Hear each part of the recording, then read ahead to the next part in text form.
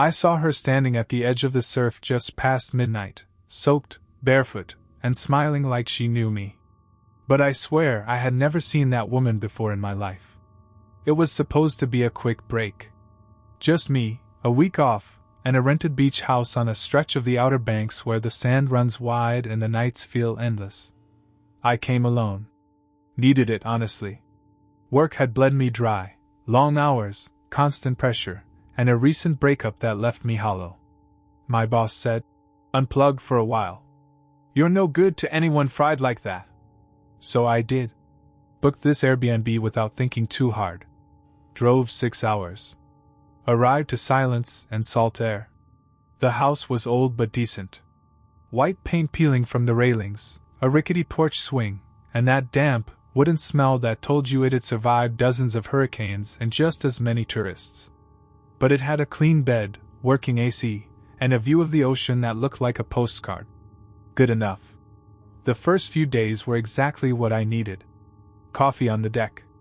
Walks along the shore. Even went for a swim or two when the current wasn't acting up. I read. I napped. I let myself be quiet. Then came Thursday night. I couldn't sleep, too much sun during the day, too much caffeine at dinner. Around midnight I stepped outside barefoot, letting the breeze cool my skin. The moon hung low, casting silver over everything. The beach was empty. Or so I thought. That's when I saw her. She was maybe 20 yards away, where the water kissed the shore. Wearing a red tank top and cut-off jeans. No shoes. Her hair hung dark and heavy, wet like she'd just come out of the ocean. At first, I assumed she was drunk. Or lost. Or both. "Hey!" I called out softly, not wanting to scare her. "You okay?" She looked up at me, and smiled. It was small. Deliberate. Not confused. Not scared. Like she knew me. But I didn't know her. Still, I walked closer. Maybe she was staying nearby. Maybe she needed help. As I approached, I noticed something strange. Her footprints weren't sinking into the sand like mine were. They were there, sure, but light. Incomplete. As if she weighed nothing at all. When I stopped about 10 feet away, she tilted her head. "You're in the house on the hill, right?" she asked. Her voice was clear. Calm. A little raspy. "Yeah," I replied cautiously. "You from around here?" "No," she said. "But I've been watching you." I froze. It wasn't the words, it was how she said them. Like she was proud of it. "Excuse me?" I asked, heart starting to pound. She took a step forward. "I come out here most nights. You didn't see me the first few. You were too busy pretending to relax." Something in my chest tightened. I took a step back. "What do you want?" I asked. Her eyes locked on mine. "Nothing. Yet." Then she smiled again and turned, walked straight into the ocean. Not fast. Not dramatic. Just walked. I stood there, dumbfounded, watching her wade deeper and deeper until the water swallowed her whole. I waited for her to come back up. She didn't. I called out. Nothing. I ran toward where she disappeared. Waded in knee-deep, yelling for help, looking for any sign of her. No bubbles. No flailing arms. No scream. The sea was still. The moon stared down, indifferent. Eventually, soaked and shaking, I backed out of the surf. No one came. I waited there for almost an hour. And then, her footprints were gone. Not washed away. Just gone. I didn't sleep that night.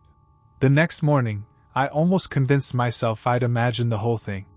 Sleep deprivation, dehydration, the isolation, it could mess with your head, right? But then I found the wet footprints on the porch. Bare. Small. Pressed perfectly into the wood, leading up the steps, and stopping right at my door. I hadn't locked it. The realization hit me like ice in my gut. I threw the door open and searched the entire place, bedroom, bathroom, closets, under the bed. Nothing. But I could still smell the ocean inside. That raw salt and algae scent clinging to the walls. I showered, dressed, and walked into town. Found the nearest coffee shop and asked if there had been any drownings recently, any missing persons. The barista, a guy maybe in his late 20s, raised an eyebrow. "No," he said. "You all right, man?" I wasn't. But I nodded anyway. The rest of the day, I tried to distract myself.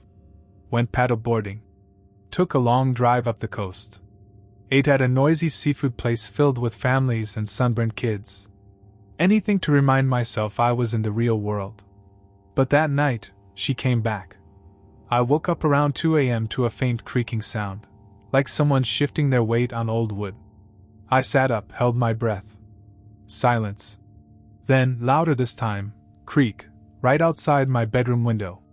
I crept to the window and pulled the curtain aside. She was standing on the porch again. Soaked. Barefoot. That same red tank top, still clinging to her like seaweed.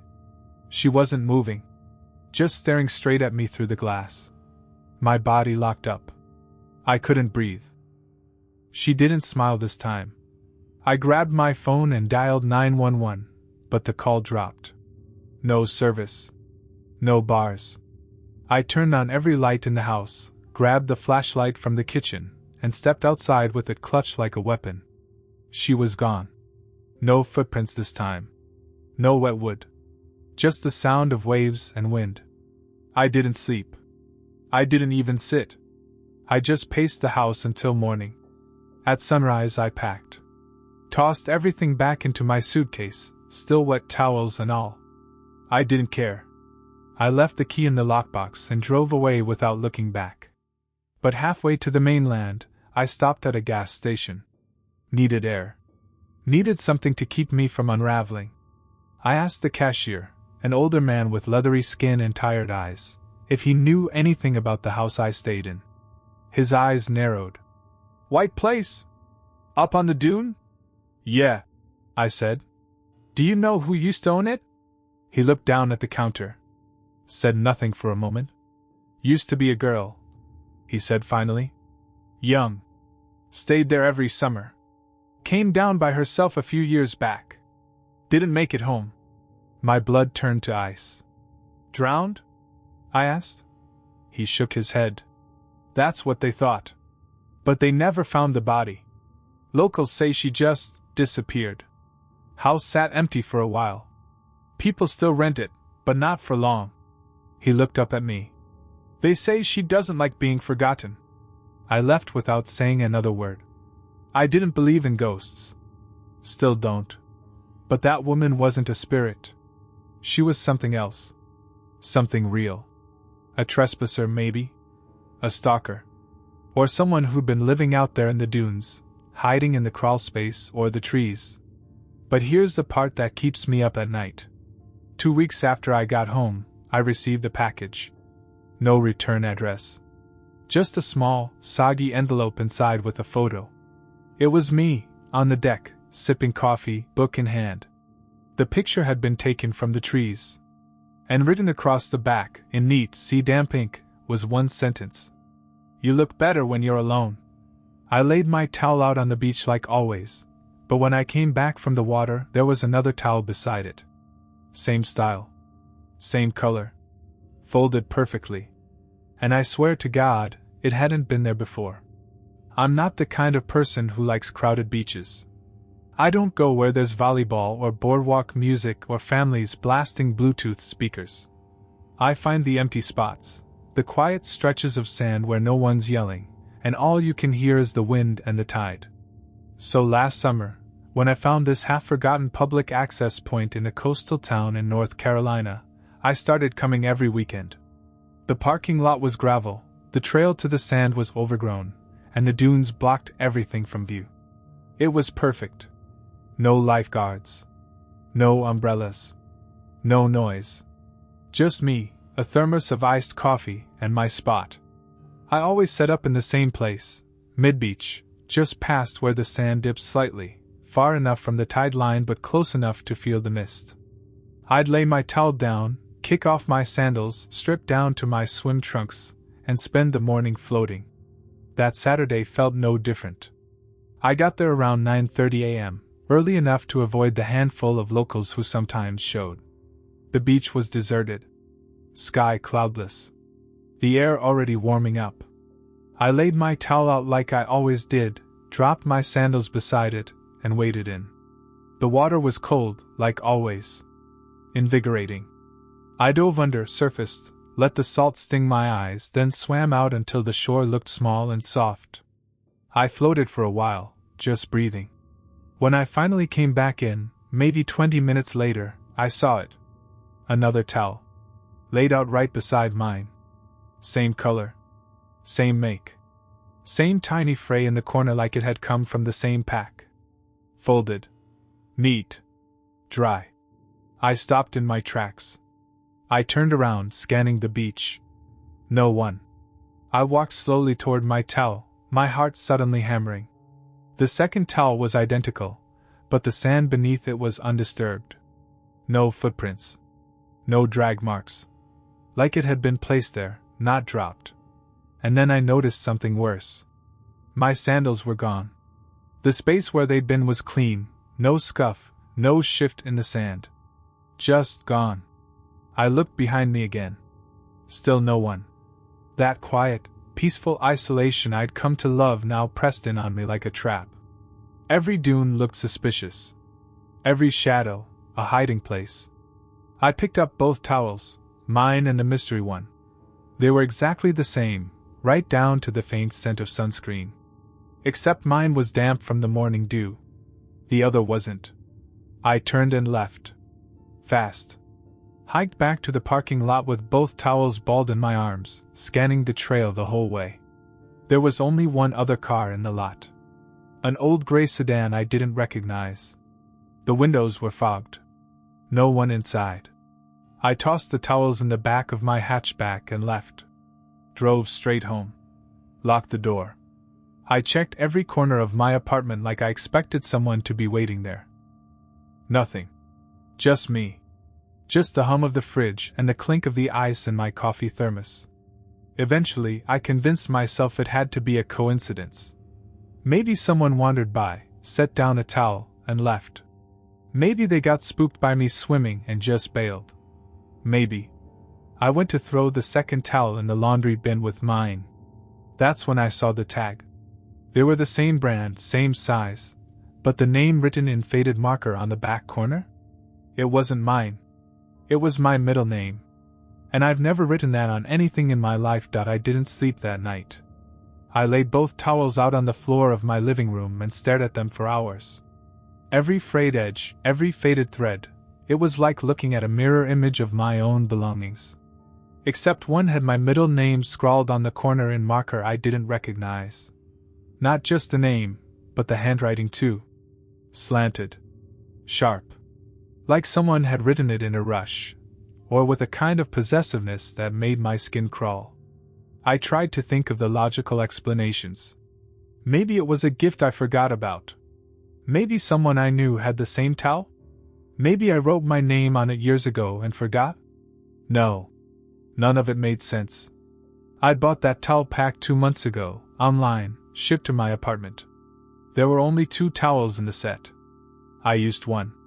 Gave the other to Goodwill because it had a manufacturing defect, too short, too rough on the skin. So this one, it shouldn't exist. And it definitely shouldn't know my name. By morning, I told myself I was being ridiculous. I folded the second towel, stuffed it in a grocery bag, and tossed it in the apartment dumpster. Problem solved. Or so I thought. That night, I got home from work and found the towel on my bed. Folded. Perfectly centered. The grocery bag was nowhere in sight. I stood there in the doorway for what felt like an hour. Heart pounding. Mouth dry. Every light in the apartment on. I was alone, every lock secured. But that towel? It shouldn't have been there. It shouldn't have come back. I opened every cabinet. Every closet. Checked the shower. The pantry. Even the crawl space under the sink. I looked for hidden cameras. Nothing. Just that towel. Sitting there. Waiting. I stuffed it in a trash bag, double knotted it, and drove 15 minutes to a beach access point on the other side of town. I waited until no one was around and buried it in a dune. Deep. Over a foot down. Sand packed tight over it. Gone. I went home and tried to forget. The next morning, I woke up groggy. Tired. But okay. Until I went to make coffee. And found 2 towels on my kitchen floor. Both of them damp. Both folded. And this time, they weren't just towels. On top of one was my missing pair of sandals. On the other? A photo. A Polaroid slightly curled from the moisture, showing me, taken from behind. Shirtless.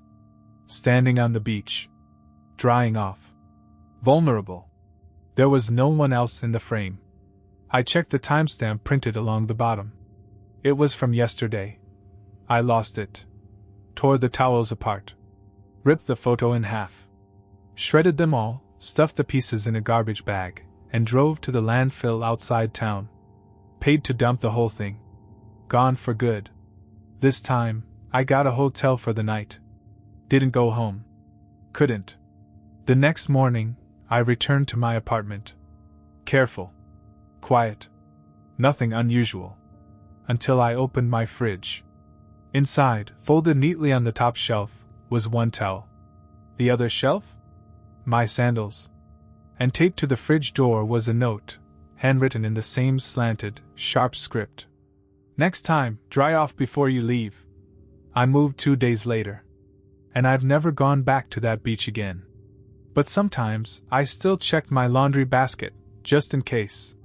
Because one day, there might be another towel. And next time, it might already be wet. The sandbar was only visible at low tide, barely a strip of wet earth between the waves. We crossed to it just before sunset. And by the time we realized the water was coming back, we weren't alone anymore. There were 4 of us, me, Jess, Dylan, and Chris. College friends trying to hold on to that last strand of summer before jobs and bills and the real world swallowed us whole. We'd rented a beachfront cabin in Maine.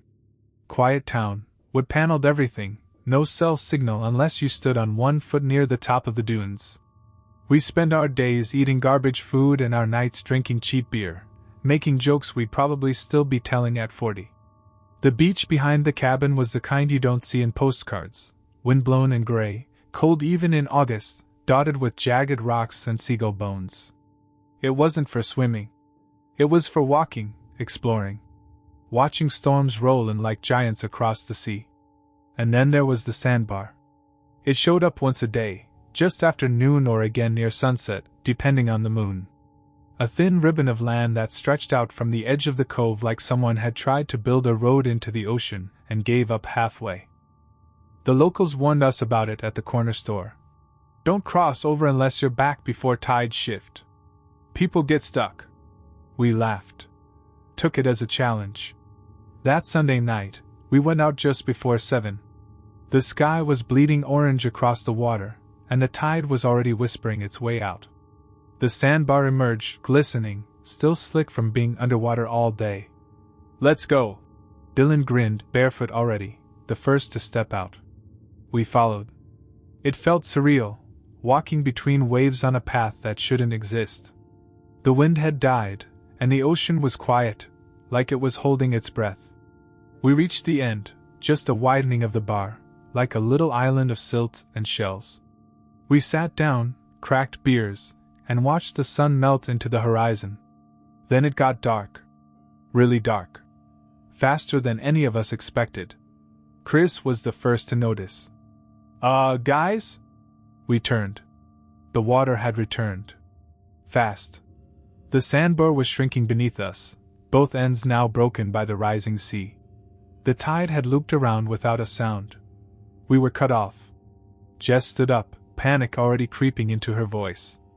We need to move. Now. We grabbed our things, turned to retrace our steps, and froze. Someone was already standing where the sandbar used to begin. A figure. Silhouetted against the fading twilight. Not moving. Not waving. Just watching. We stopped dead. Who the hell is that? I asked, heart thudding. No one answered. The water surged around our ankles. Cold. Fast. Swim? Dylan asked, already shouldering his bag. But we all knew the currents here weren't kind. We joked earlier that the ocean wanted this place back. Now it felt like it did. We looked back toward the figure, but they were gone. Vanished. Let's move, Chris snapped, stepping into the water. Jess followed. Then Dylan. Then me. The current grabbed at our legs like hands. The water rose to our waists before we even made it halfway. Sand disappeared beneath our feet. We swam hard, heads down, fighting waves that weren't supposed to be this strong. I glanced back, just once, and saw the sandbar fully submerged. But I also saw something else. Another shape in the water. Low. Floating. Following. It wasn't a seal. It was human. And it was gaining on us. I didn't say anything at first, not out loud. I just swam harder, letting panic burn through my arms and chest like fire. I didn't want to be the one to say it. Because if I said it, it would become real. But Chris noticed it too. He whipped his head around, squinting into the dark behind us. What the hell is that? The shape was still coming. Human-sized, but low in the water, like it wasn't kicking. Just drifting, smooth and unnatural. Close enough now that I could make out something pale. A face, maybe? Barely above the surface. Jess screamed. I didn't even blame her. We kicked harder. Clumsy, panic strokes toward the lights of the beach. The tide fought back, dragging us sideways with every pull. My mouth filled with salt. My eyes burned. Dylan was the first to make it back, collapsing into the wet sand. I wasn't far behind. Jess stumbled next to me, coughing so hard she almost puked. But Chris? He didn't make it. We turned around, and he was gone. Not struggling. Not yelling. Just gone. We scanned the water. Nothing. Just choppy blackness and moonlit foam. Then movement. Farther downshore, maybe 50 feet away, something was dragging itself out of the surf. Not Chris. Not even close. I saw pale legs. Long arms. Hair stuck to a face that didn't look right. The thing was crawling, slow, deliberate, up the beach like it had all the time in the world. None of us moved. We couldn't. Then, from behind us, gasping. Chris. He was lying at the base of the dunes, soaking and shivering, eyes wide open like someone had electrocuted him. His lips moved, but no words came out. I ran to him, dropped to my knees. What happened? Chris, what happened? He looked at me, tears mixing with seawater. It grabbed me, he whispered. We all turned back toward the shoreline. The thing was gone. Just wet sand and moonlight. We helped Chris up and half-carried him to the cabin. He didn't speak the rest of the night. None of us did. In the morning, we checked the beach. No footprints. No drag marks. No sign that anything, or anyone, had come out of that water. Chris left the next day. Didn't say goodbye. Dylan and Jess followed. And me? I stayed one more night. I had to know. Had to prove to myself it wasn't real. That it was panic. Cold water. Shadows playing tricks. That evening, I walked the beach alone. The tide was out again. The sandbar visible. I didn't cross it. I sat and waited, eyes locked on the darkening horizon, daring something to move. Nothing did. Until I got back to the cabin and found something wedged in the crack beneath the front door. A single waterlogged photo. It showed the four of us, me, Jess, Dylan, Chris, sitting on the end of the sandbar. Smiling. But there was a fifth figure behind us in the water. Barely visible. Close. Too close. And none of us had seen it. It looked like someone had built a small fort out of driftwood just beyond the dunes. But when I stepped inside, I found more than sticks and seaweed. I found a mirror. And my reflection wasn't the only thing staring back. I was house-sitting for my aunt in Oregon. She owned this weather-beaten beach property on a bluff, about a mile from the nearest neighbor. Beautiful place, but remote as hell. Just sand, sea, and silence stretching in every direction. I'd just graduated. No job yet, no apartment, no real plan, so when she offered me the gig I said yes. Free stay for 2 weeks, just water the plants, feed her weirdly antisocial cat, and keep the place from being swallowed by mildew. The days blurred together. Coffee at dawn. Long walks by the ocean. Reading in a hammock with salt in the air and not a care in the world. It was the first time I'd felt unobserved in a long time. That changed on the 6th day. It was late afternoon, and I was following the tide line south. That's when I saw it, a little structure tucked into a dip in the dunes. Made of driftwood, kelp, rope, even what looked like broken pallets and fishing net. Someone had clearly built it, deliberately. It wasn't huge. Maybe the size of a small shed. The roof was angled low, and the opening faced the sea. From a distance, it looked like some kind of child's hideout. Or the kind of art project a reclusive local might build for beachgoers to stumble across. I walked closer.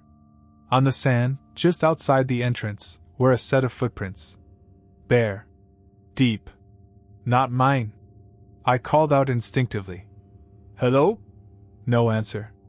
I should have turned around. That's what I tell myself now. But I stepped inside. The air was cool and still. The ocean felt miles away. The interior was simple, 3 walls, sand floor, and in the center, hanging from a rope tied to the ceiling, was a rectangular mirror. Not a cheap beach toy. A real mirror. Wood-framed. Old. Salt-pitted. And cracked. A single split down the middle, jagged but clean. I stared into it. My reflection looked back. But something about it felt wrong. Not distorted, not monstrous, just off. There was a delay. Like my reflection was half a breath behind me. I blinked. It blinked. I tilted my head slowly. So did it. But when I raised my hand to touch my face, it didn't follow. It just stared. I stepped back, heart hammering, the sudden weight of silence pressing in from all sides. Then I heard it. Footsteps. Outside. Fast. I ducked out of the driftwood hut and spun around. Nothing. Just wind. Just sand. But the footprints were gone. Not erased. Not faded. Just gone. Like they'd never been there. I ran back to the house. That night I locked every door. Drew the curtains tight. Fed the cat without turning my back on the windows. And when I checked my phone later, I noticed something else. A photo in my camera roll I didn't take. It was a shot of me. Inside the driftwood hut. Staring into the mirror. Only, in the photo, my reflection wasn't staring back. It was smiling. I didn't sleep. I sat on the floor of the bedroom, back to the wall, every light in the house blazing. The photo was still on my phone. I stared at it for an hour, zooming in on every pixel. My reflection, if that's what it was, had a smile stretched too wide, with teeth too straight, too clean. I wasn't smiling when that photo was taken. I remembered that clearly. And worst of all, it had blinked. In the photo, mid-smile, its eyes were halfway closed. Mine hadn't been. Around 3 a.m., I finally worked up the nerve to delete it. My hand hovered over the screen. Then my phone vibrated. New photo saved. I didn't even have the camera app open. The new image? Me again. But this time, I was asleep. Lying on the bed in the very room I was sitting in. Blanket pulled up to my chest, mouth slightly open, eyes closed. There was no one else in the photo. No shadow. No figure. No phone hovering above me. Just me, from above. Like it was taken from the ceiling. I looked up. Nothing there but beams and old wood. The smile in my chest was gone. That thing, that presence, wasn't in the hut anymore. It was here. I left the house at dawn. I didn't even pack. Just drove until I saw other people, a coffee shop, traffic lights, any sign of normalcy. I stayed in a motel that night. The air smelled like bleach and the sheets were scratchy, but I finally felt real again. The next morning, I called a local cleanup service, lied about a burst pipe, and paid them to check the house and send photos. Everything looked fine. But the mirror was gone. I hadn't told them about it. Hadn't mentioned anything except water damage. Still, it was missing from the hut. Like it had never been there. A few days later, my aunt called. She was back early. She thanked me for watching the place. Said the plants looked great. Cat was fine. Everything perfect. Then she paused. I found your towel on the beach, she said. Near the dunes. I told her I hadn't been down there in days. Silence. Strange, she said. There were footprints all around it. Bare ones. Kind of small. And only going in circles. I don't know what that mirror was. I don't know if it showed me, or something trying to replace me. But here's what I do know. That photo, the one of me sleeping? I tried deleting it a dozen times. It comes back. Always. Every night at 3 a.m. my phone buzzes. New photo saved. Same angle. Same bed. Same version of me. Only now each night. The reflection is getting closer to the camera. The lifeguard tower had been empty all summer. No one climbed it. No one touched it. But one night, I saw someone standing in it, motionless, long after the beach had closed. The next day, the sand beneath it smelled like bleach and our OT.IT was supposed to be a part-time gig. Beach cleanup crew for the county. Minimum wage, early mornings, mostly teenagers and weird loners like me. We'd haul trash, scrape barnacles off the showers, log reports about dead gulls or washed-up jellyfish. You know, glamorous stuff. The section of coastline we worked was technically public, but nobody came. The parking lot was cracked. The boardwalk half-rotted. No vendors, no volleyball nets. Just dunes, seagrass, and a long stretch of cold Atlantic sand. There was one lifeguard tower. Old, sun-bleached, and warped from years of salt spray. The paint peeled like a sunburn. The steps creaked like dying lungs. The top platform tilted just slightly to the left, like it was leaning toward the sea, waiting to fall. We called it the dead zone. It wasn't supposed to be in use anymore. There were no guards assigned to this beach, too few swimmers, too much liability. The tower was slated for removal years ago, but no one ever got around to it. Budget cuts, we were told. Same old story. But the weird thing was, sometimes it looked like someone had been in it. Empty cans. Cigarette butts.